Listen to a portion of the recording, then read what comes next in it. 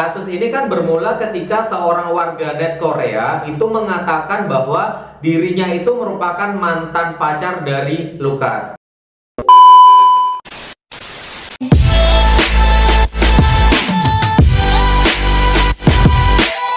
Assalamualaikum warahmatullahi wabarakatuh. Welcome back to my channel Jejak Dua Kaki. Ya, balik lagi bersama gua Tora yang akan nemenin teman-teman semuanya, nemenin kalian semuanya. Selama video kali ini gua akan memberikan 3 update info terkait K-pop yang lagi rame dibahas, yang lagi marak diperbincangkan oleh para netizen dan para K-popers. Tapi sebelum gue menyampaikan info tersebut, ada 2 hal utama yang mau gue sampaikan seperti biasa. Yang pertama adalah jangan lupa untuk subscribe channel Jejak Dua Kaki, serta like, share, dan komen di setiap video-video gue.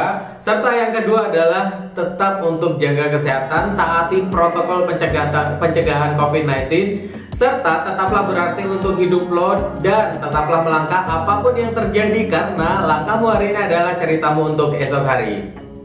Oke guys, untuk kabar pertama kali ini itu rada nggak mengenakan ya. Nah, ini lagi menerpa salah satu idol K-pop yang lahir di tanggal 25 Januari tahun 99 karena dia terlibat dalam rumor perselingkuhan. Nah, nama Lukas itu menjadi rame ketika dia dituduh melakukan tindakan yang kurang baik atau mungkin nggak baik sama sekali yang dilakukan oleh semuanya, nggak hanya oleh idol K-pop ya. Nah, Lukas ini kan member NCT yang dinaungi oleh SM Entertainment. Nah, kabar kurang enak ini maksudnya itu kan diungkap oleh beberapa orang yang mengaku sebagai mantan dari Lukas. Nah, akhirnya SM Entertainment ini buka suara yang sebelumnya dia tidak mau untuk menanggapi terkait kasus atau rumor yang dihadapi oleh Lukas.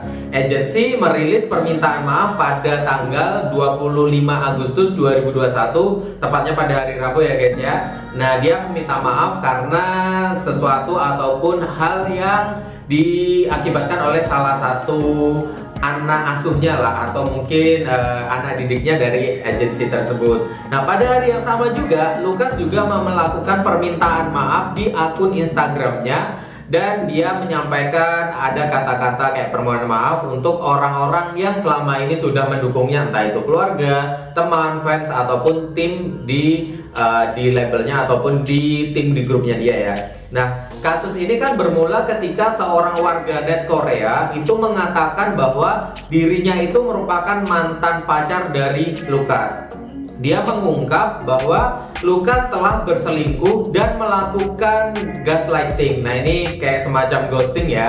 Nah, dan dia itu sering meminta dirinya untuk membayari keperluan seperti rokok, busana, hingga kamar hotel ketika mereka bertemu. Nah, ini juga awalnya guys, itu ada seorang netizen mengaku bahwa dirinya awalnya memang hanya sebagai seorang penggemar, tetapi akhirnya keduanya berkenalan dan berkomunikasi secara intens, dan akhirnya mereka berpacaran. Seperti yang gua sampaikan tadi di awal, bahwa si mantan ini dia mengaku bahwa dia sering diminta untuk memenuhi beberapa kebutuhan dari Lukas yang itu kayak rada nggak make sense atau mungkin rada nggak masuk akal lah ketika itu dilakukan oleh seorang idol K-pop. Lebih lanjut lagi guys, netizen Korea itu nggak sendiri loh dalam mengungkap keburukan Lukas. Tetapi keesokan harinya ada netizen China lain yang mengungkap pengalaman yang sama pada dirinya. Ia bahkan menegaskan Lukas ini mengencani 2 wanita sekaligus, yaitu netizen Korea dan China pada waktu yang bersamaan. Ini rada mengagetkan untuk kita semua, bahkan untuk orang-orang yang notabene itu bukan fansnya si Lukas ya. Nah, dalam pernyataan yang dirilis, SM Entertainment meminta maaf karena membuat banyak pihak khawatir terkait masalah pribadi yang dihadapi oleh Lukas. Nah, Lukas juga mengunggah permintaan maafnya seperti yang gue sampaikan sebelumnya di akun Instagram pribadinya pada hari yang sama. Nah, berikut pernyataannya. Aku meminta maaf kepada mereka yang terluka atas perilaku yang salah. Bila kalian memberiku ke satu kesempatan, aku akan menyatakan permintaan maafku. Aku juga secara tulus meminta maaf kepada para penggemarku yang telah memberikan cinta dan dukungan. Lukas mengaku dirinya sedang merenungi perbuatan yang dia lakukan di masa lalu. Ia juga akan mengaku salah atas perilakunya tersebut. Nah, kalau gua baca ya, dan gua ambil kesimpulannya, Lukas ini menurut gua mengakui karena dia sudah melakukan hal yang seharusnya tidak dilakukan oleh seorang idol. Nah, lanjutan dari pernyataan di Instagramnya ya, ini merupakan perilaku yang tidak bertanggung jawab karena menyalahi dukungan yang telah diberikan para penggemar kepadaku dalam waktu yang lama. Nah, Lukas juga berjanji guys, dia tidak akan melakukan kesalahan yang sama terjadi lagi, dan dia juga akan menunda semua aktivitasnya untuk ya mungkin mau merenung terlebih dahulu atau mungkin mau menyelesaikan kasus yang sedang dihadapi oleh Lukas. Di samping itu guys, Lukas juga melakukan permohonan maaf untuk para member, staf perusahaan, serta pihak-pihak yang terkait. Karena sudah otomatis masalah ini tidak hanya berdampak untuk Lukas sendiri, tetapi sudah pasti akan berdampak untuk seluruh ataupun orang-orang yang ada di sekitarnya. Minimal mereka akan nambah pekerjaan untuk menyelesaikan masalah ini guys. Nah, kita doakan aja semoga masalah ini segera selesai, serta Lukas benar-benar bisa menyesali dan tidak akan melakukan hal-hal yang kurang baik tersebut, serta kedepannya Lukas dapat berkarir sesuai dengan yang diharapkan oleh para netizen ataupun fansnya. Karena kita tahu ya guys ya, bahwa Lukas ini merupakan salah satu member NCT yang cukup populer, dan dia semoga bisa segera kembali dengan timnya ya guys. Yang kita tunggu aja, kita doakan yang terbaik pokoknya untuk Lukas.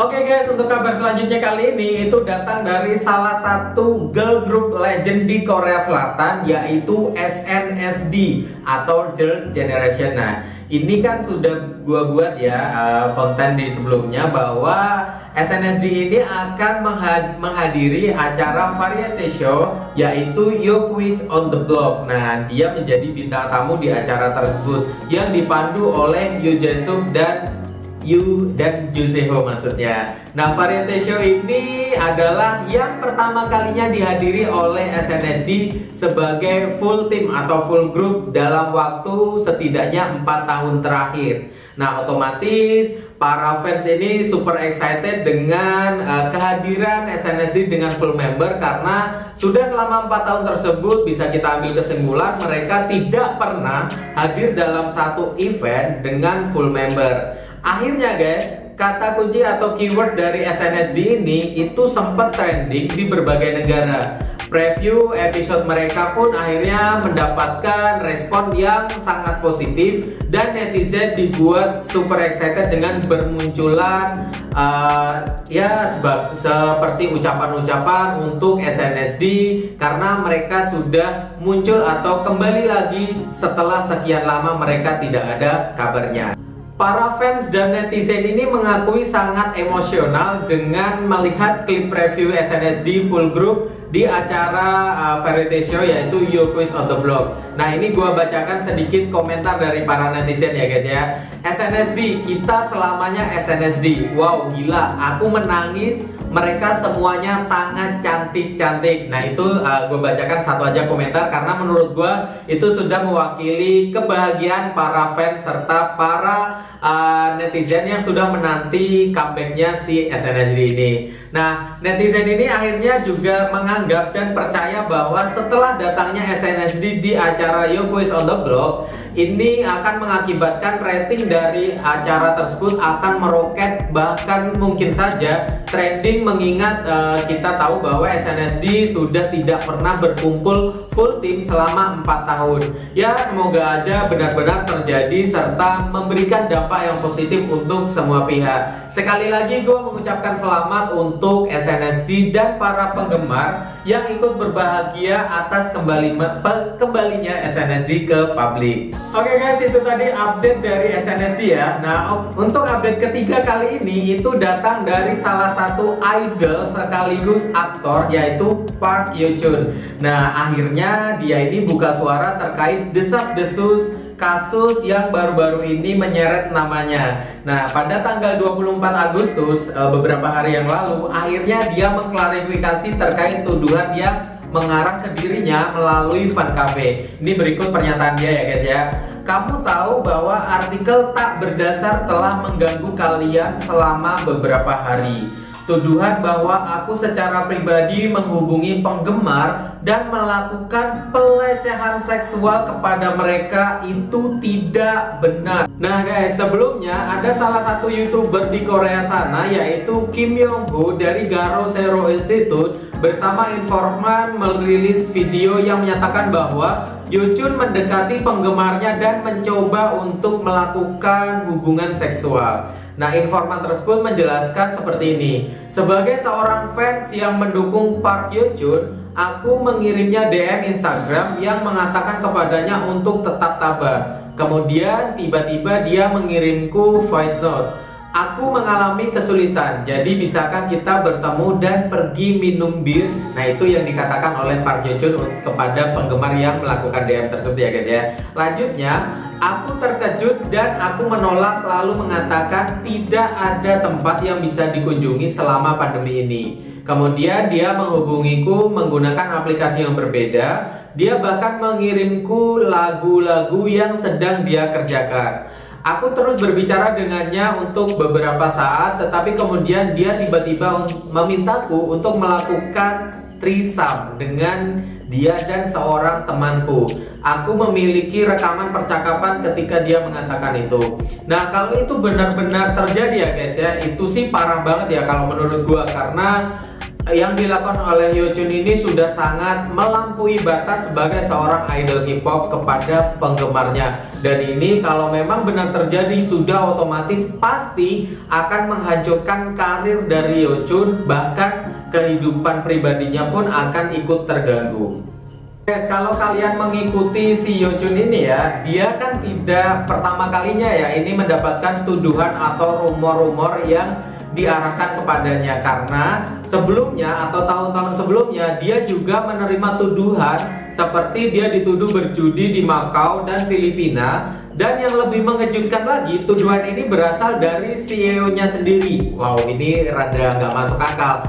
Ya mungkin entah persaingan bisnis atau mungkin ada konflik internal di antara mereka yang mengakibatkan mereka akhirnya saling sikut dan saling menjatuhkan.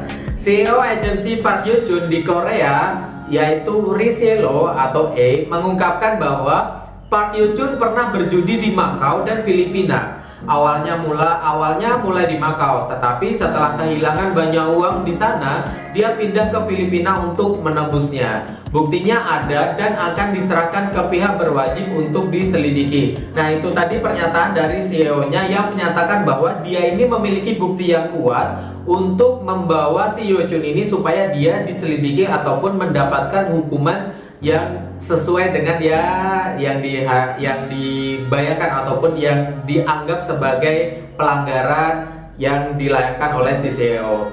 Oke guys, itu tadi 3 K-pop news update yang bisa gue sampaikan. Terima kasih buat kalian yang sudah menonton video sampai akhir. Ya, sekali lagi gue berpesan kepada kalian, jangan menelan mentah-mentah informasi yang berada di internet karena belum tentu semuanya itu benar. Kita tunggu aja kelanjutan dari kasus-kasus yang dihadapi oleh para idol K-pop. Dan gue berpesan kepada kalian ya, tetap untuk jaga kesehatan karena ini masih pandemi, ini masih PPKM. Tetap taati protokol pencegahan COVID-19. Terima kasih buat kalian. Sampai jumpa di video selanjutnya. Assalamualaikum warahmatullahi wabarakatuh.